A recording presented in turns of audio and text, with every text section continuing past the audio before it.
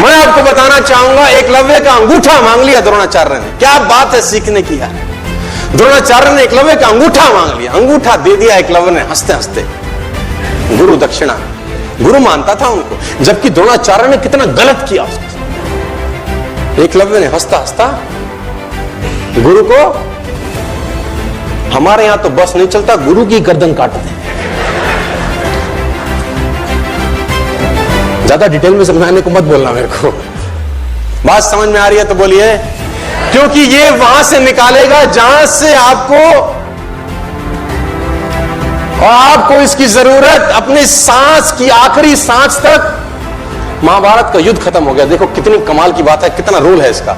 महाभारत का युद्ध खत्म हो गया, पांडव जीत गए, कौरव हार गए। लेकिन मजे की बात तो यह है कि अपलाइन की जरूरत जीतने के बाद भी है, अपलाइन की जरूरत जीतने के बाद भी है।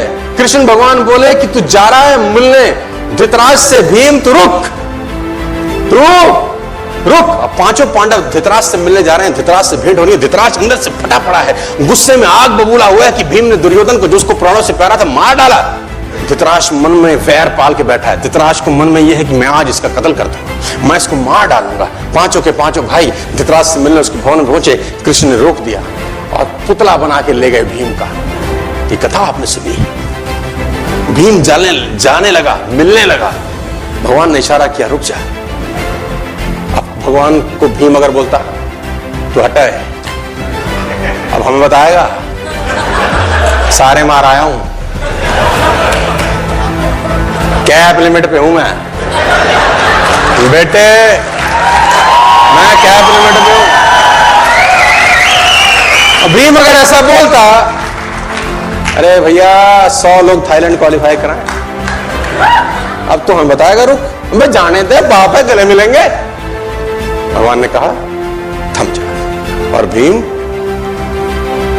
भगवान ने वो पुतला जो भीम का था, दुर्योधन के धृतराष्ट्र के आगे कर दिया। धृतराष्ट्र ने आलिंगन किया और इतनी कस के दबाया कि पुतले के टुकड़े टुकड़े हो। अपलाइन की जरूरत लड़ाई जीतने के बाद भी पड़ेगी, लड़ाई जीतने के बाद भी वहां बचाएगा जहां पर मरना हो सकता था जीतने के। अगर भीम मारा जाता तो सर भंग हो जाता ना सारा। कहते हैं सावधानी हटी और दुर्घटना। याद रखना सर, ये आपको जरूरी है इस बिजनेस में सीखना कि you have to regard, respect your. मेरे पास डिटेल बहुत सारी है बताने के लिए, लेकिन समय बहुत कम है, तो इस टॉपिक को मैं कट शॉर्ट करके आगे मूव कर दूं। समझ में आ रहा है तो बोलिए हाँ। Are you getting my point? Loud and clear. आगे लेके चलता हूं। तुमको बदलना होगा दोस्त, you have to change yourself today. आज आपको बदलना होगा, हर हालत, हर कीमत, हर सूरत। मुझे बताइए, सर्दियां खत्म हो गई, इसके बाद कौन सा सीजन आएगा? विच सीजन आफ्टर विंटर? विच सीजन आफ्टर समर? विंटर। अब रात के बाद कल क्या होगा? विंटर के बाद समर, समर के बाद विंटर, रात के बाद दिन, दिन के बाद रात। कितने साल से चल रहा है ये? 6000 साल से करीब करीब। किसी ने मुझसे पूछा कि शर्मा जी, जब यही नहीं बदला साला, हम कैसे बदल जाए?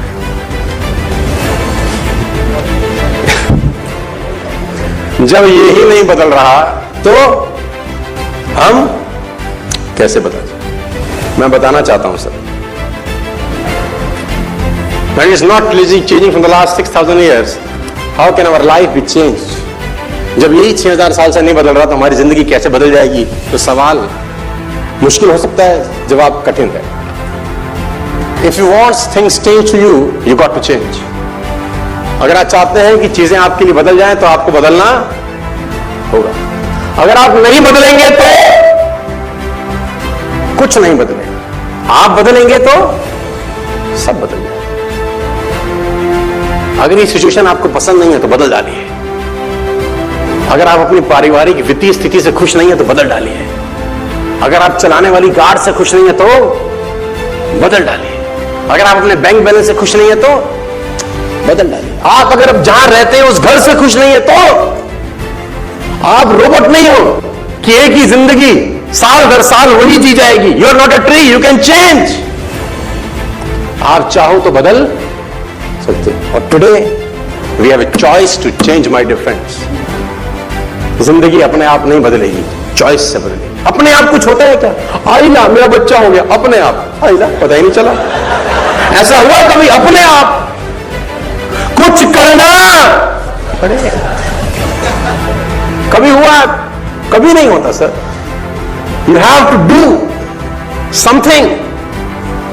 मैं आपको फिर बताना चाहता हूं, आपकी जिंदगी बदलने के लिए आपको बदलना होगा साथियों। बात समझ में आ रही है तो बोलो हाँ।